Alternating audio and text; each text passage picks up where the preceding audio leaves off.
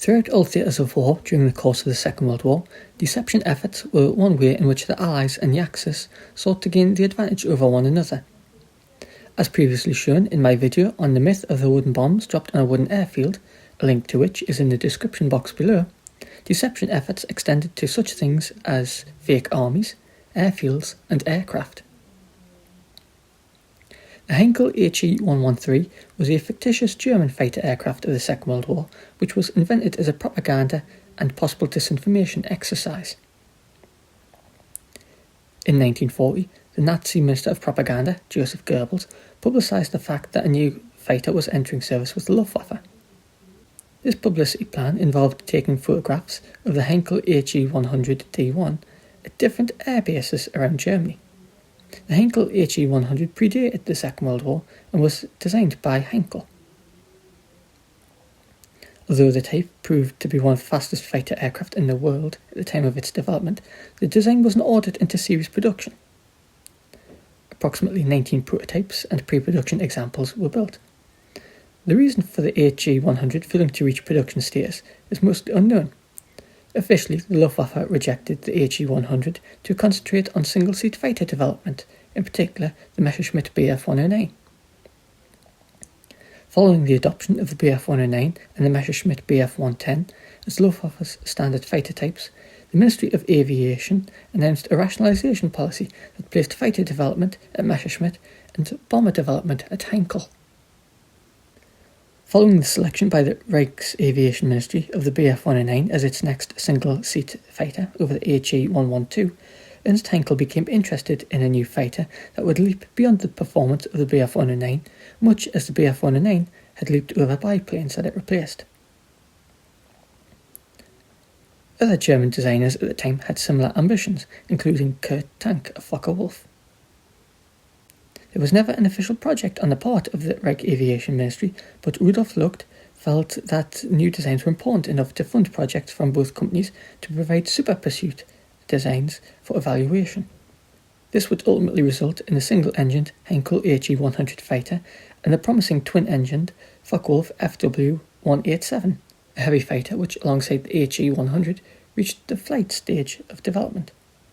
Walter Gunther, one of the designers at Heinkel, looked at the existing Heinkel He-112, which had already been heavily revised into the Heinkel He-112B, and decided that it had reached the end of its evolution. He therefore started over with a completely new design, codenamed Project 1035.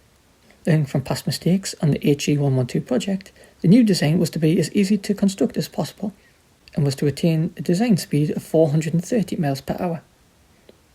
To ease production, the new design had considerably fewer parts than the He-112, and those that remained contained fewer compound curves.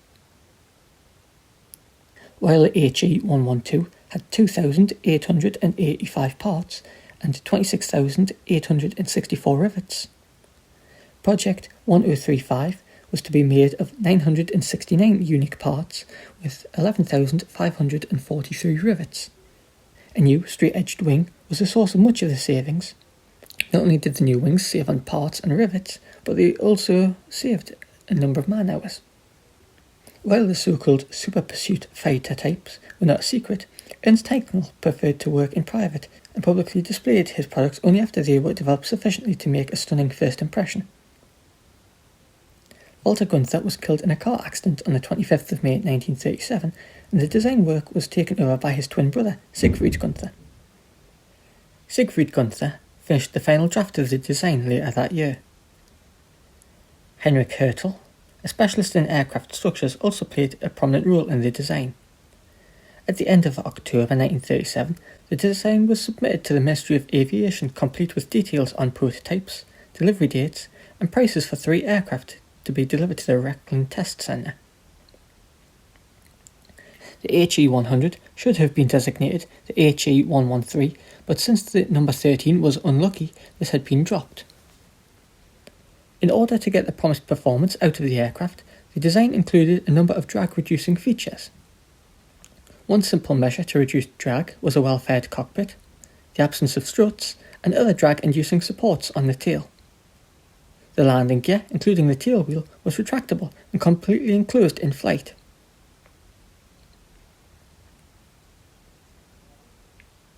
There was a serious shortage of advanced aero engines in Germany during the late 1930s. The HE-100 used the same Daimler-Benz DB601 engine as the Messerschmitt Bf109 and Bf110. One aspect of the original Project 1035 was the intent to capture the absolute speed record for Heinkel and for Germany. Both Messerschmitt and Heinkel vied for the record before the war. Messerschmitt ultimately won the battle with the prototype of the Me-209, but the HE-100 briefly held the record when Heinkel test pilot Hans Dietl flew the 8th prototype at a speed of 463.91 miles per hour on the 30th of March 1939. The 3rd and 8th prototypes were specially modified for speed with unique outer wing panels to reduce the span. The record flight was made using a special version of the DB601 engine which offered 2,700 horsepower and had a service life of just 30 minutes. Prior to setting this absolute speed record over a short measured course, Ernst Udet flew the 2nd prototype over a 62-mile closed course. In this, Udet achieved a speed of 394.15 miles per hour on the 5th of June 1938. Udet's record was apparently set using a standard DB601A engine. The first prototype of the HE-100, designated the V1, flew on the 22nd of January 1938, only a week after the aircraft's promised delivery date. The aircraft proved to be outstandingly fast. However, it continued to share a number of problems with the earlier HE-112, notably a lack of directional stability. In addition to this, the Luftwaffe test pilots disliked the high wing loading, which resulted in landing speeds so great that they often had to use brakes right up until the last 100 metres, or 330 feet, of runway. The ground crews also disliked the design, complaining about the tight cowling which made servicing the engines difficult. The aircraft's biggest problem, however, turned out to be the cooling system, largely to no one's surprise.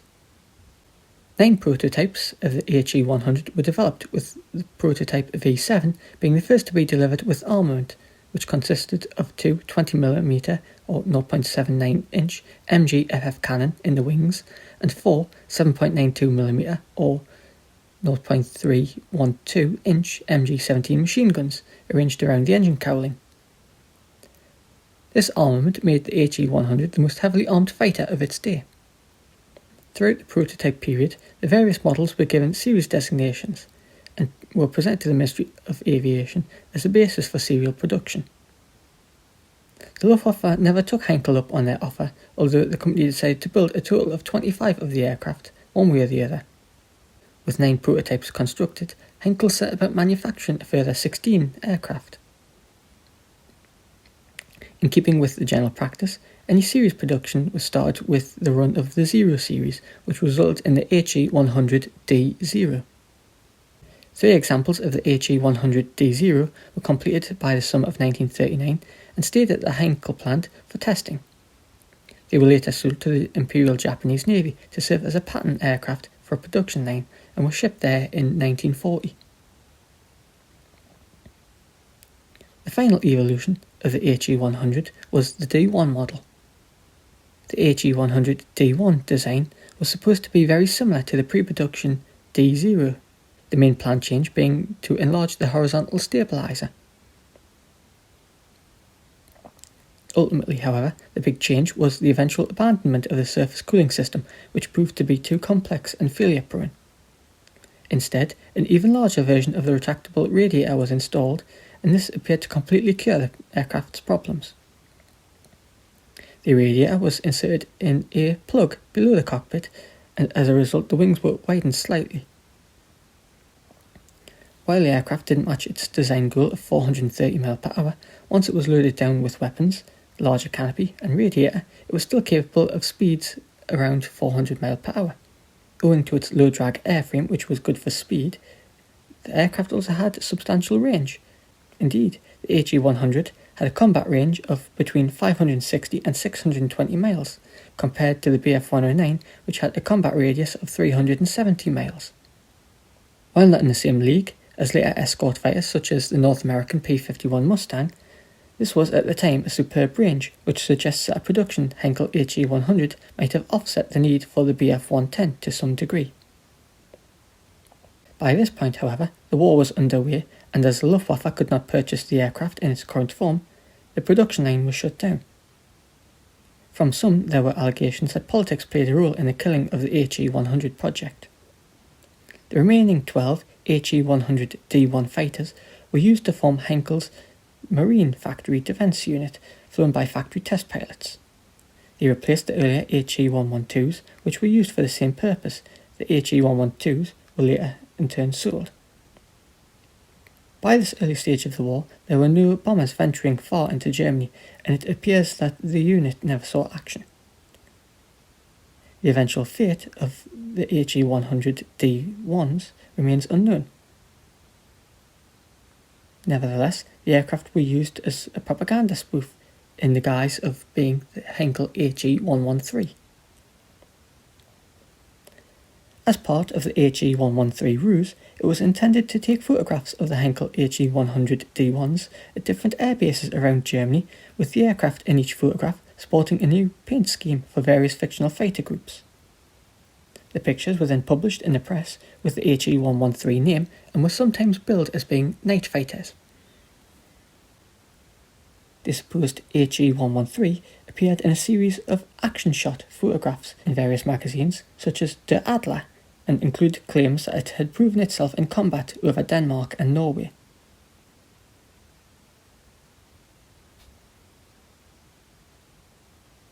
Indeed, one source went so far as to claim that the aircraft were on loan to one of the Luftwaffe Staffel in Norway. This, however, was nothing more than part of the misinformation campaign surrounding the aircraft.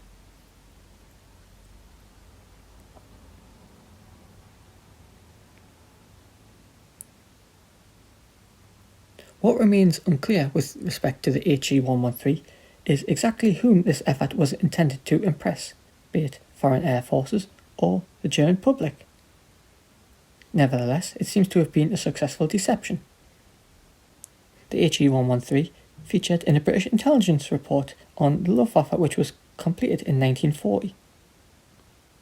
In the report contained within the National Archives under the designation Air 40-273, the top speed of the aircraft is listed as being 390 miles per hour. The report also states that the wings measured 167 square foot and noted that the aircraft was in production. Indeed, such was the propaganda effort that during the early years of the war, Allied pilots would report engagements with the He-113 and would claim to shoot down a number of the type. Many thanks for watching. Please subscribe for more updates, like and share. You can also help to support the channel at Patreon. Details are in the description box below.